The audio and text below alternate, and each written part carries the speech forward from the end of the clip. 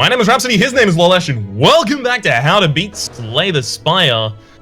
You might notice something a little bit different as we go through this, and that is that Lollash is up there in the top left. It is going to be him on the mouse and me on the advisory council, chaired by one. How's it going, Lollash, by the way? It's going well, Rhapsody. How are you?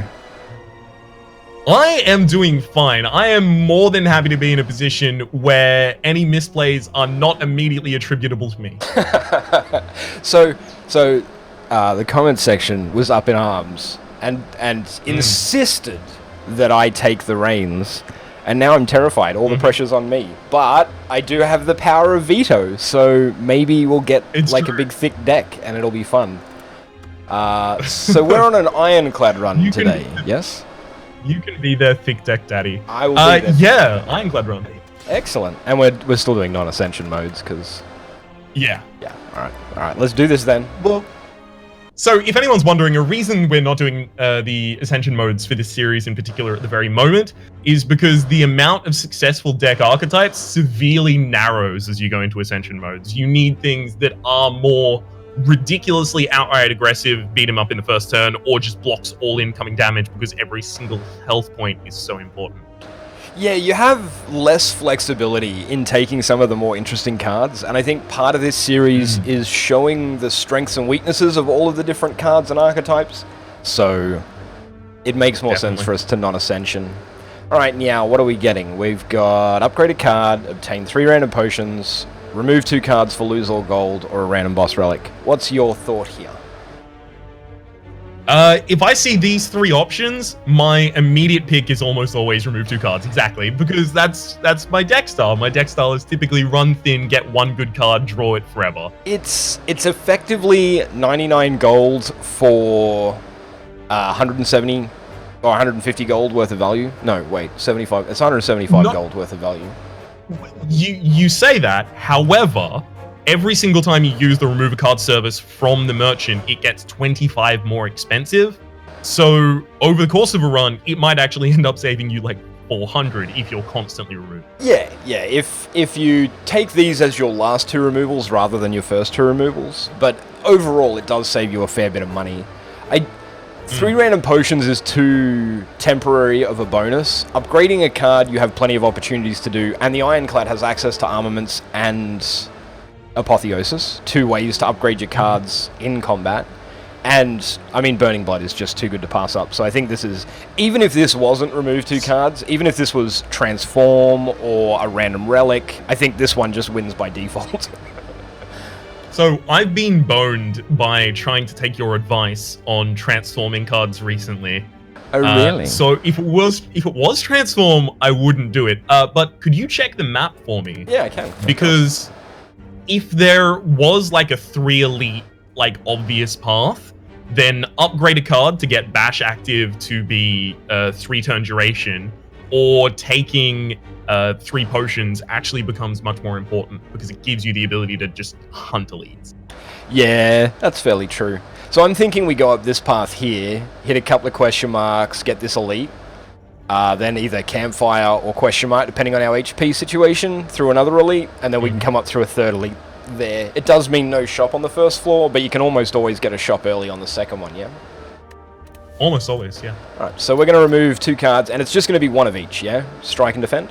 Yeah. Alright.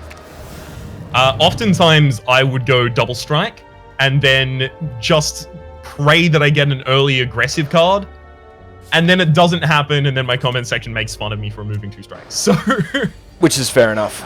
So we're just going to take 6. When it doesn't work. Yep. So I'll probably try and play a little bit faster, with like the really obvious turns in this early. Ew.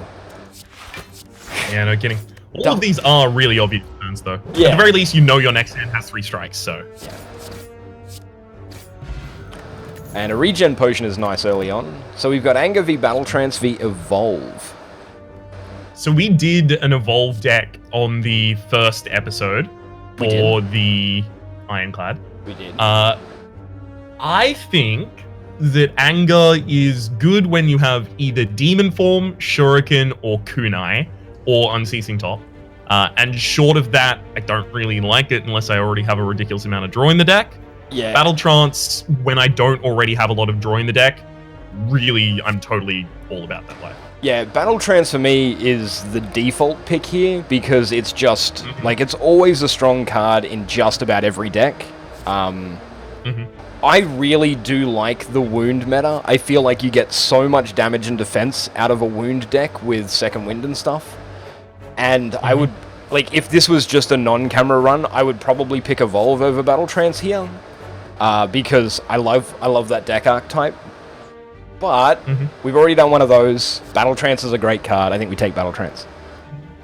Yep. So it's worth noting that with 9 cards in our deck at this point, and a Battle Trance, if we get a Rampage and a Headbutt, the game is over.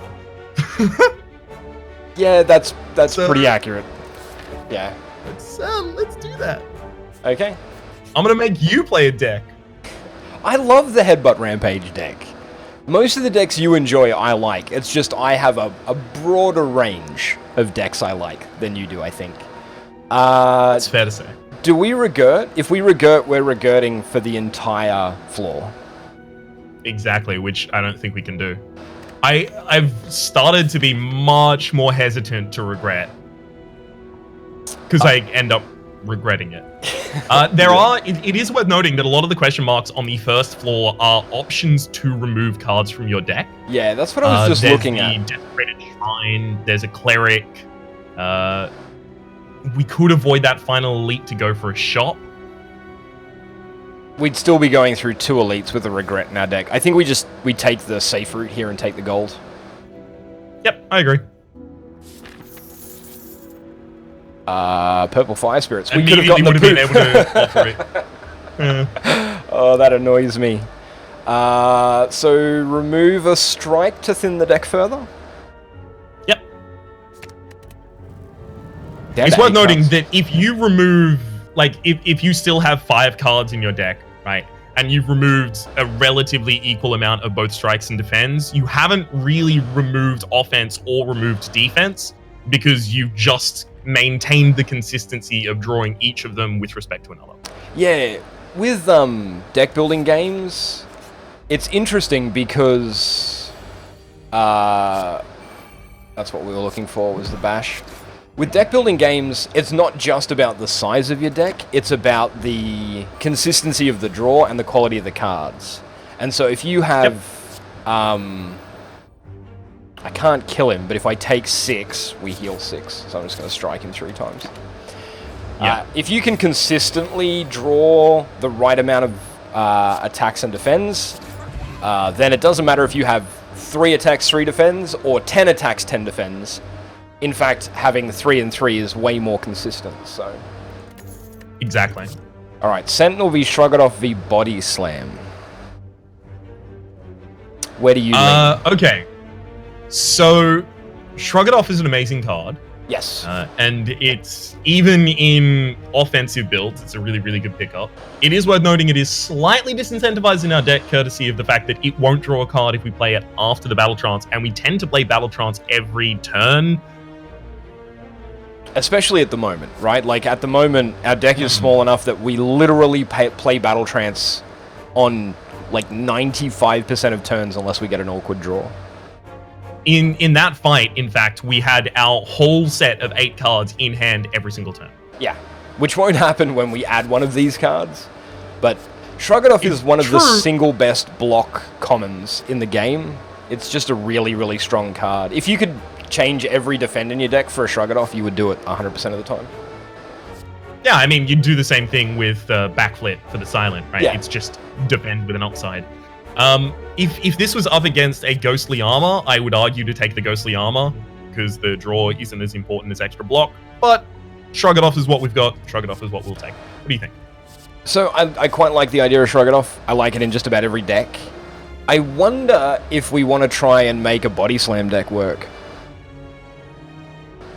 We take Body Slam, it's our first upgrade. We can almost always draw 3 defends. That means we do 15 damage, block 15 every single turn. See, I've tried to avoid that. Not because it's a bad deck, but because I'm really hoping for Rampage to turn up. But that is very optimistic, I understand.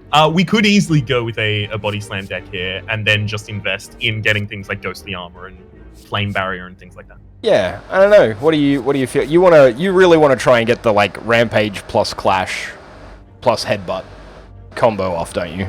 That's what you want.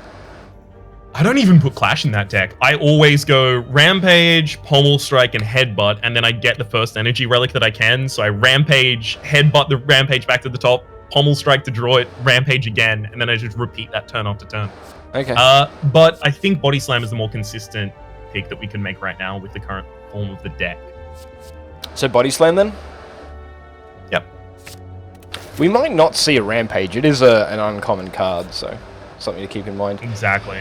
How deep is your love, Rhapsody? How deep do we dig? I always do this. Yes.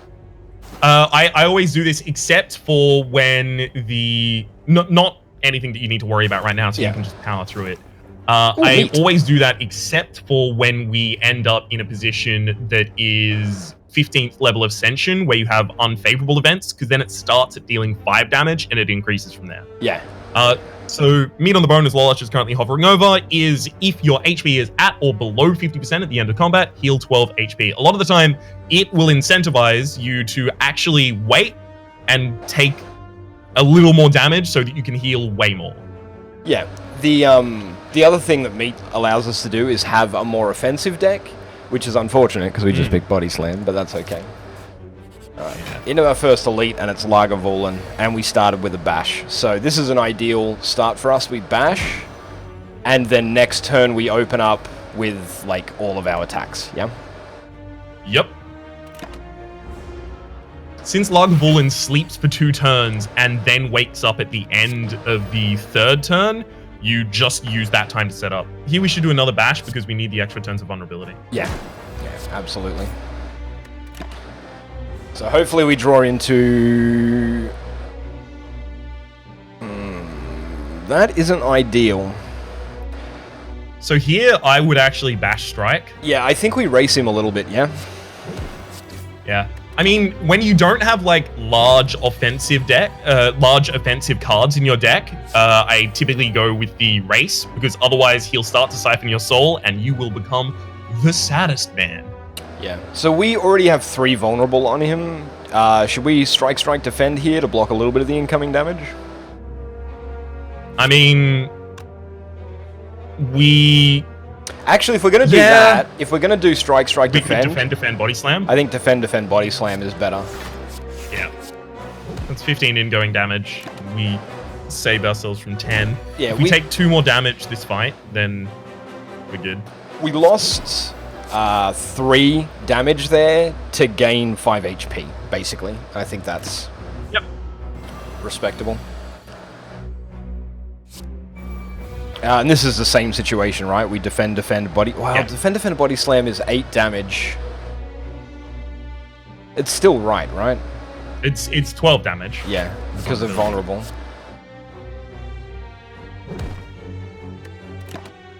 So we're not going to be able to kill him next turn. So we're looking for a defensive hit. So like double defend strike. Yeah, double defend strike, and he's vulnerable. And we've got 2 turns to kill him now, so we'll definitely kill him. Exactly.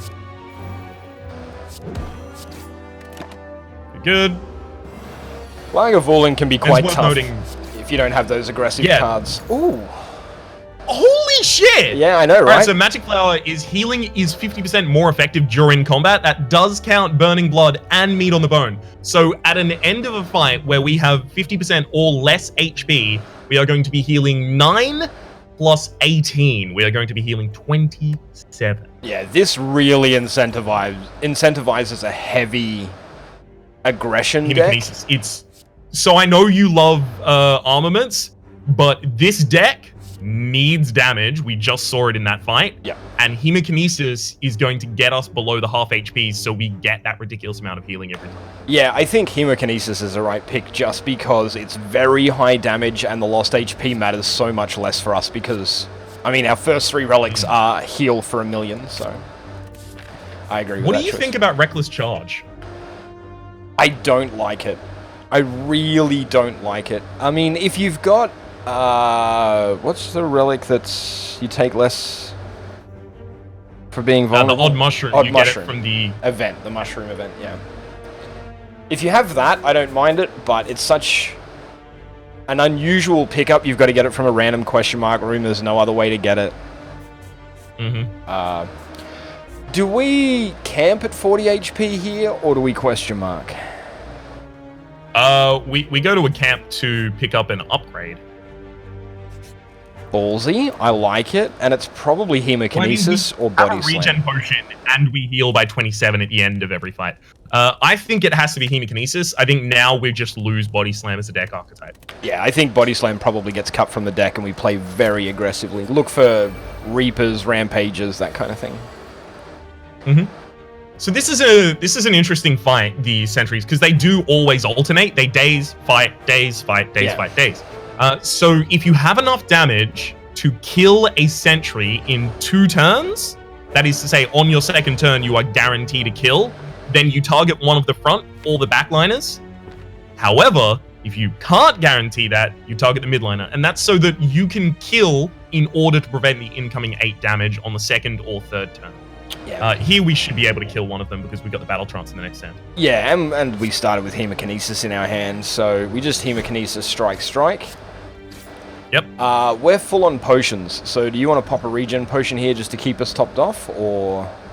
Yeah, because that'll keep us, like, I think over the course of this fight, we'll still end up at around 40, even with the 15 healing from the Hemokinesis. Actually, it's worth noting, the regen potion's more effective as a result of the Magic Flower as well. Yeah, we get 5 HP from it every time. That's why I thought we'd pop it here, because we're likely to get hit for about 8 every turn. We could even double defend Body Slam the front line.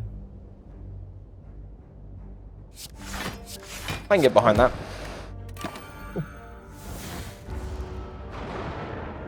We might actually end up with greater than half HP and have to take some damage. Well, here's the thing, is we've got 15 healing here innately anyway, which is more than we only gain an additional 9, an additional 18 from being below half anyway, so...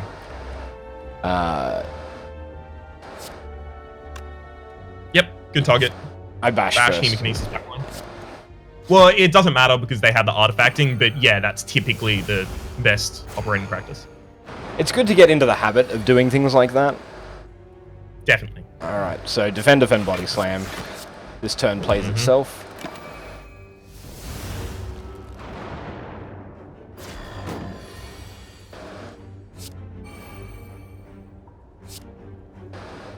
Yeah. I think you defend and then Hemokinesis. Yeah, I agree. It sets us up for a kill potentially next turn, depending on the draw, because we will likely get... And it sets us up to be exactly 40 HP at the end of this fight. Well, we won't be exactly. Whee! Yeah, exactly. Look. The regen potion ended, and we took 3 damage as a result of that. Yeah, that's exactly. True. That's perfect. Look at this that. This is the maximum heal. It's like we planned it or something. Centennial Puzzle's amazing in this deck. It's just another source of card draw. By the way, Centennial Puzzle is the first time you lose HP each combat, draw 3 cards. That is going to be triggered by the Hemokinesis, and obviously the first pickup we will ever make off at a legendary card. Offering. Yeah, of course. So, Rhapsody. Iron Wave versus Cleave versus Uppercut. See AoE, pick AoE is typically right. At least once. I really like Make the Uppercut. argument I want you to make. I really like Uppercut. Like, really like Uppercut. With the upgrade, it's 2 weak and 2 vulnerable. That gives you 2 turns of taking a lot less damage and doing a lot more damage. It's just a way better bash with an upgrade.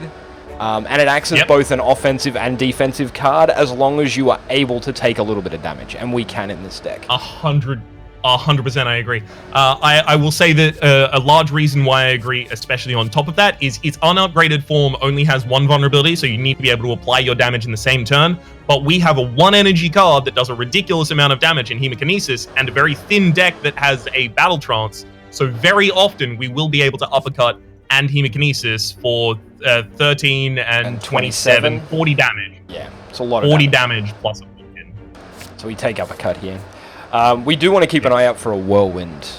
Over a cleave, I think. We do like whirlwind.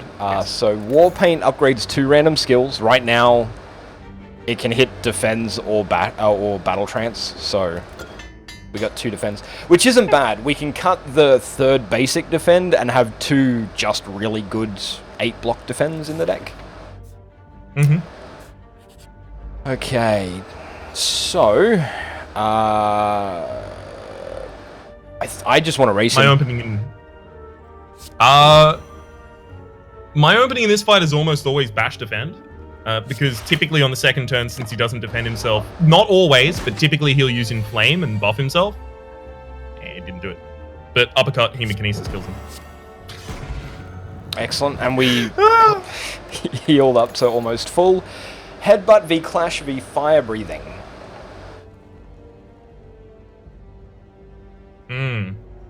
So the only one here that I'm going to rule out, I mean, rule out as effectively as I can again. Yes, there we go. This is dead. This is a card that, if it was in the Silent, it'd be really good. But it's not good in the Ironclad at all, in my opinion. 1 damage to all enemies for each attack played. Even if you play like a Clash deck where you manage to knock out, say, 4 or 5 attacks in a single turn, it's 5 damage to all enemies, which is it's not at all exciting as a power. At that rate, you might as well play a deck with Combustion, or maybe 3 of them that you pick up on the first floor. So both Headbutt and Clash are amazing pickups here. I think since we have a lot of cards that we want to play, Uppercut and Hemikinesis and Bash and Strikes, I think we go with the 0-cost Clash. So I really like Clash, and we only have 3 blocks in our deck, so even if we draw, like with Battle Trance, we end up with all of our skills in our deck right now, we can always play Clash, and so I think Clash is probably the correct choice. Totally agreed. It's also worth noting that it is possible, although not extremely currently likely, that we would be able to uppercut, Hemikinesis, and Clash in the same turn for untold amounts of damage. Yeah, like I believe it's calculated as 61. So, Rhapsody, do we want to go and upgrade our uppercut and head for the elite, or do we want to head for the shop with 230 money? Yes. Yes for the upgrade, the uppercut. Okay, yeah, I think that's probably the correct choice as well. It's also worth noting that that's really, really... who's our boss this floor? Guardian. Yep. That's totally fine, because he's got 2 turns where you really want the Guardian to be weakened, and that's the second turn where he's in shell form and has the multi-attack, and then the first turn where he gets up from that and has Whirlwind of 5x4, because you weaken that, and then you're only taking 12 damage. Yeah, absolutely. Okay, so this is just uppercut, strike, clash for almost kill. Oh, dang. Do we take the 7, or do we throw a poison potion at this guy? Take the 7. We're not in Ascension mode. We don't need to have full healing at the end of every fight. Yeah, that's true.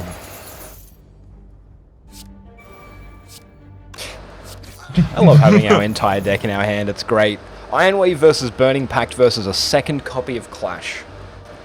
I think 2 clashes is the perfect amount. I think if you put too many in your deck, you're going to end up with turns where you're drawing like none of the utility cards, like Uppercut. So I think the second clash is good. I agree, but I have an interesting reason why I agree.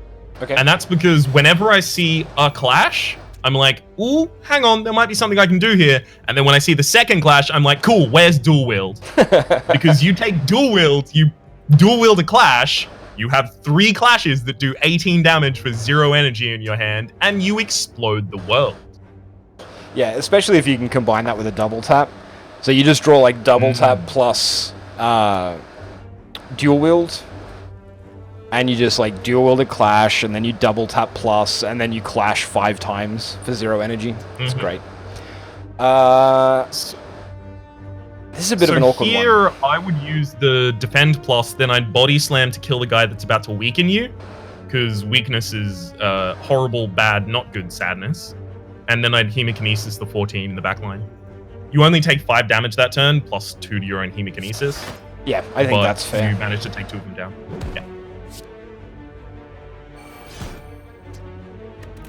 It is unfortunate, however, that the Centennial Puzzles draw is completely nullified by the fact that we have the... rather. Yeah. No, the Centennial Puzzles draw was prevented by the... of course it was. Alright, so this is uppercut, defend, clash, clash, and we kill everything. Mm-hmm. Yep. Those clashes both need to get upgraded as soon as possible, by the way. Yeah. We're at 72 HP as well after that fight, so... An energy potion is quite nice, because we do often have more cards than we can play. Pommel Strike v Entrench v Heavy Blade here. Pommel Strike is a great card. Do we want to bloat the deck for the additional draw and damage, though? No. I don't think we do. I think we want to keep this deck trim like it is now, focus on upgrading the existing cards we have, maybe add in a couple of powers like a Footwork or a a Metallicize, rather. Mm-hmm. I think we just try and keep this deck nice and thin, and we have another Lagavulin. Sure. And a wait, terrible first turn. You know, one of the best feelings is when you have like a draw in your deck. Really? Oh, you just gone to sleep. When you have a bunch of draw in your deck and you have the... Oh wait. Did we not want to attack that turn? No, because he was still sleeping, and it was a lot of outgoing damage. Yeah, but uppercut plus defend into clash is also a lot of damage and gives him a turn of weak. I wanted to look for the uppercut except for the fact that you have Battle Trance in the hand as well, and if Battle Trance draws you a defend, you won't be able to use that clash. I'm not going to use Battle Trance. You have to, otherwise you can't use clash. Oh, right. Yeah, no, I had a brain fart. That's okay. So Battle Trance first. And we did get another defend. Mm-hmm. That's okay. What I was worried about. Uppercut Hemokinesis is still insane. It is. I would consider also using the energy potion for a defend clash. We could also just hold on to that. That's fine. Yeah, I think we hold on to it. For sure. What was I trying to say before that I got interrupted by my computer going to sleep? I have no... Yeah, I have to do that as well. You've got to move your mouse every now and then. Yeah, no kidding. The best feeling is when you're up against Lagavulin and you have a lot of draw in your deck and you stream and you just spend the first 2 turns like amassing energy and then you explode. Yeah. Or if you're fighting Lagavulin and you're playing as the Silent and you have Ice Cream in your deck and you just wait 2 turns and then hit him with like a 9 energy Malaise. Do you remember when Malaise was bugged and it would actually do it that many times? Yeah. Yeah, I do. So good. Do we want to get a clash out here this turn, or? Well, I mean, our next hand is very straightforward. It's defend plus strike, body slam, clash. So we can just hold off. Okay.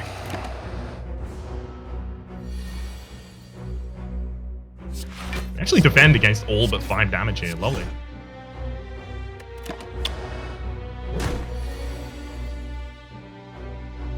So we're looking at a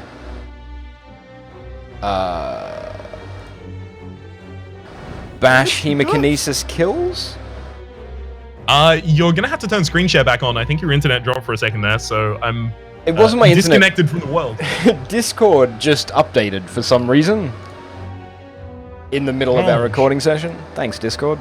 How dare it? So 8 plus 27 is 36. 35. Ginger. Fuck yes. That is so big for our deck. Yeah. No longer being able to be weakened is so strong. This is probably one of my favorite relics in the game. Ghostly Armor v True Grip v Shrug It Off. Now, in a deck that I have, which is all about aggression, I usually don't pick up any armor, and I just try and blow all enemies out. But there is an argument to be made for Ghostly Armor here, in the fact that it is so much block for so little. I don't want to bloat the deck, so I don't really want to take it, because I still want to remove Body Slam from the deck, but I could see the argument being made. I think if you go full aggression, you'll often find yourself in a position where there's a couple of fights, particularly like fights where you get a lot of statuses in your deck with a thin deck, where you might get overpowered if you don't get good draws early on. Right. And Ghostly Armor sort of mitigates that somewhat. I'd be tempted to take Ghostly Armor here, but I think not taking it is also an option. I'd prefer to not take it, personally. See, for me, I think you take a Ghostly Armor and your next remove is this basic defend, and that still leaves us with only 3 defensive cards in the deck, but they're 3 strong defensive cards, and on a turn where we draw all of our defensive cards, we're still able to play our clashes. Okay. So I think you take Ghostly Armor, that's the last defensive card that you take here, and then we probably smith one of the clashes here? Yeah. 1000%. And then the next card removal is that last basic defend, and we just don't add any more defend to the deck. Yep. Agreed. This is just uppercut. Ghostly. Well, I think this might be the energy potion. I think you uppercut, defend, Ghostly Armor, Hemokinesis, Clash with an energy potion. Right, so you're using 2 energy potions just to keep the Ghostly Armor in your deck and deal an additional 27 damage? No, because we would be able to play... Oh yeah, so yeah, if we... That's true. Yeah. Do you think that's worth, though? I think that's probably worth. Yeah.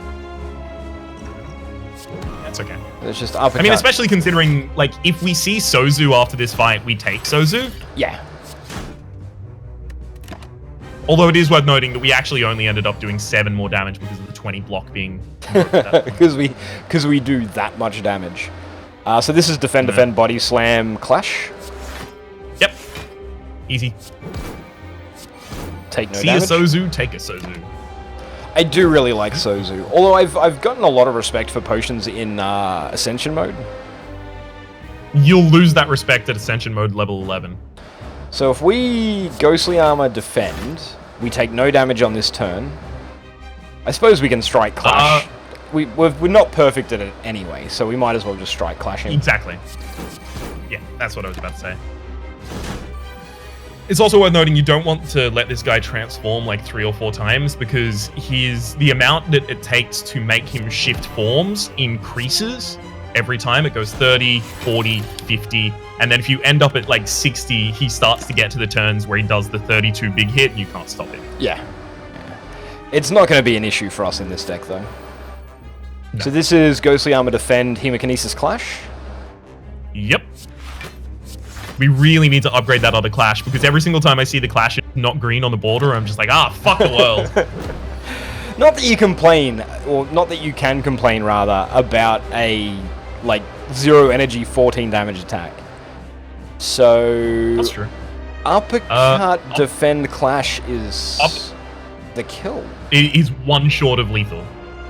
Uppercut's 13, Clash is 27 with vulnerability of life. Yeah. Want to throw a poison potion at him for the lulz? Nah. It doesn't the matter. stabbing book is the target for that poison potion. Yeah, that's true. Alright, Dark Embrace v Double Tap v Brutality. I think there's a clear winner here. Mm-hmm. And why is it double tap? Well, because you can double tap plus, your next 2 attacks are played twice. You get to play 2 clashes. You can double tap out an uppercut for 4 turns of vulnerable and weak. There are a lot of utility uses for double tap in this deck. Brutality is nice. It basically makes your deck like 20% smaller. Slightly less than 20% smaller. Dark Embrace is horrible.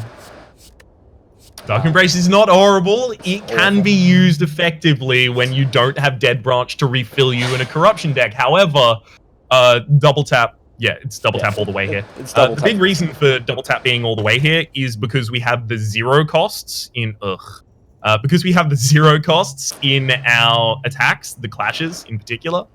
And the reason that that's so important is because the thing that usually brings down double tap is when you don't have 4 energy, so you can't double tap, play a 2 energy attack and a 1 energy attack in order to get full value out of it. We're always going to get full value out of a double tap plus here. Yeah. We can't take Calling Bell. So Calling Bell is add 3 curses and get 3 relics. So the relics are variable in value. You could easily get, 3 relics that aren't really relics: Dreamcatcher, Regal Pillow, and Prayer Wheel. I've actually had Lizard Tail win me a few runs recently, but it's 1,000% not going to be necessary for us here. I think we just take the fucking Feather. I hate it, but these are 3 bad options, and it is the least bad of the 3. By the way, the reason we can't take the 3 curses in the deck is because they will disable our clashes for years to come. Yeah, we can't fill our deck with cards that aren't playable. I mean, there is a chance that we pick Calling Bell and it gives us Blue Candle and we can just play the curses, or it gives us Omamori as one of the 3 relics. Dubu Doll gives us a bunch of bonus strength. Yeah, but the thing is, you get the curses before you get the relics, so Omamori will not trigger. Yeah, this should be 3 relics into 3 curses, because that would be so much more worth. So, you think Eternal Feather. I think Lizard Tail, and here's the reason. We have a lot of passive overtime healing. What we don't have is survive a terrible Nemesis fight, or survive a terrible Orb Walker fight. Well, I will take a second here to say that the Nemesis has been patched. Yeah, he's not as bad. The Nemesis... It is not as bad. It alternates its intangible effect on and off every single turn, so it's no longer vulnerable for 1 turn and then invulnerable, effectively, for 2 turns in a row. And also it has a cooldown on its 40 damage swing, so it now can't do that within 2 turns for another 40 damage swing. Yeah. It's a lot easier of a fight. I could see taking Lizard Tail. I thought you wouldn't want to take Lizard Tail because every time we've seen Lizard Tail, you've been like, fuck Lizard Tail. So Lizard Tail has won me Ascension run. In any balanced deck where you have a mixture of offense and defense, Lizard Tail is bad. Because if you're building a balanced deck, you should never be in a position where you're going to die. If you're going to die, your deck hasn't been constructed well. In a very aggressive deck, there are times where you just don't hit the DPS. Like Snecko is a perfect example, right? We're a Clash deck. We come up against Snecko. For a couple of draws, we get 3 cost clashes. All of a sudden, we can't out DPS him, and we would normally die because we don't have the defensive options in an aggressive deck. And I think that Lizard Tail has the potential to save the run there. I think Eternal Feather healing us for 6 HP twice a floor is hot trash when we have Meat on the Bone, Burning Blood, Magic Flower. So I would take Lizard Tail here. I agree it's hot trash. I just don't think that this run will ever need Lizard Tail, but picking it up as a contingency option is totally fine. Yeah, like these are all garbage, right? For this deck at the very least. Yeah, we could click skip here and not feel bad. We totally could. The question is, but there's no reason not to take a Lizard Tail. Yeah, exactly. If it's all trash or for your current deck, then Lizard Tail is a get out of jail free card if something goes horribly. Whereas Eternal Feather is just like a tiny bit of passive healing. I think Lizard Tail's correct. Yep. Totally fine. All right. I will also say that I think the first thing that we need to do in almost every scenario is get max HP. It's going to be the most important statistic for this run because every time we perfect a fight, we're just going to move further and further up. And it's going to make it much more difficult for anyone to burst us down. And even better than both of those, it raises the amount at which Meat on the Bone will still be active. Yeah. Max HP is definitely going to be valuable. We do have an early shop, which is nice. There's a reasonable... We've got a 3 elite path with 2 rests. Yeah, we do. But, Rhapsody...